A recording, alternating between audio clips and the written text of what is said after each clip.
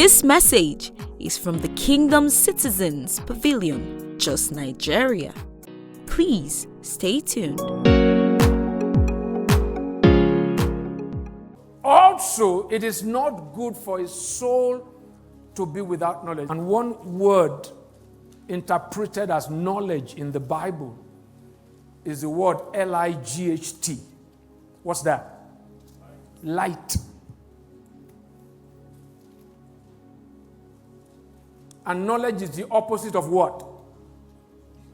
Huh? The word interpreted ignorance in the Bible is the word darkness. Darkness. Today, there's so much darkened hearts, especially in church. And if you won't appreciate how terrible that is if you don't know history, that most of the inventions that actually promoted good life in the 19th, 20th century, most of those discoveries came out of church. I read once somewhere that the sewage system in UK was designed by someone studying the book of Corinthians. If you read it, most of the inventions came out of church. So knowledge has always been central to this faith. Only religion darkens hearts. I'm talking on a subject I call the spirit of illusion. Something that seems like it, but it's not it. You see, that's the world that you and I live in. It's a world wrapped in lies. It's a world that's not real.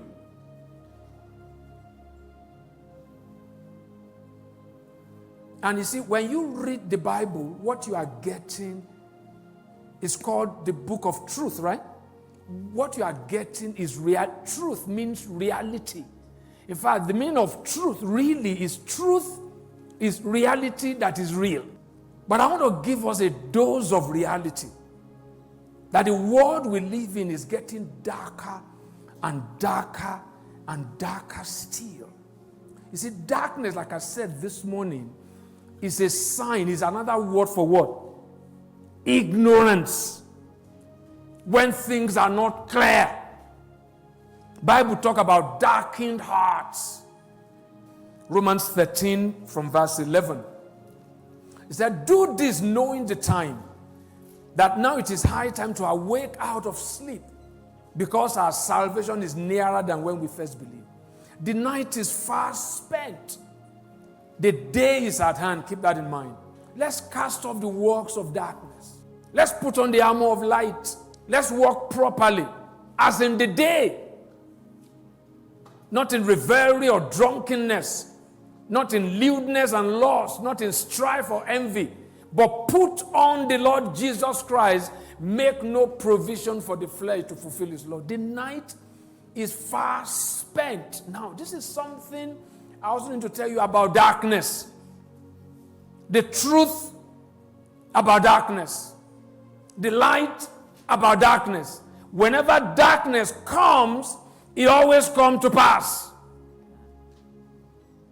But darkness poses as permanent.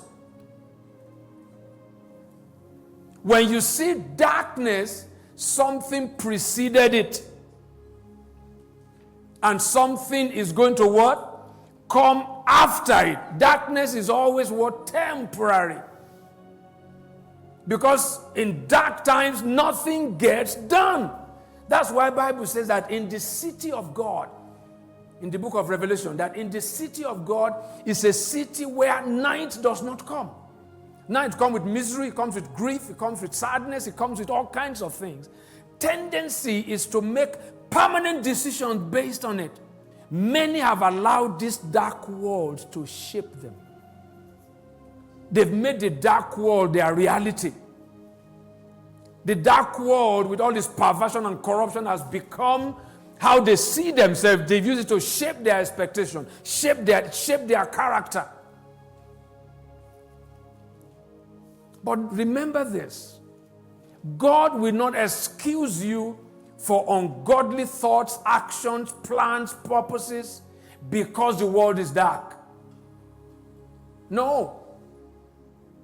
God will not judge you. He will not, evaluate you. He will not appraise you. He won't mark your life script based on the darkness in the world. It's going to be based on the extent to which you reject light.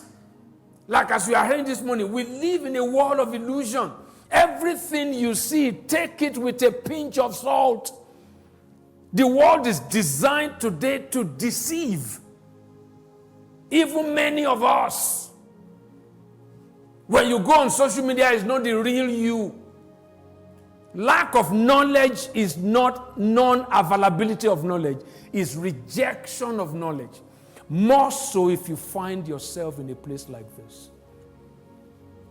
The reality of the world we live in, there's an intention to erode reality. That we don't have anything to believe because everything keeps changing.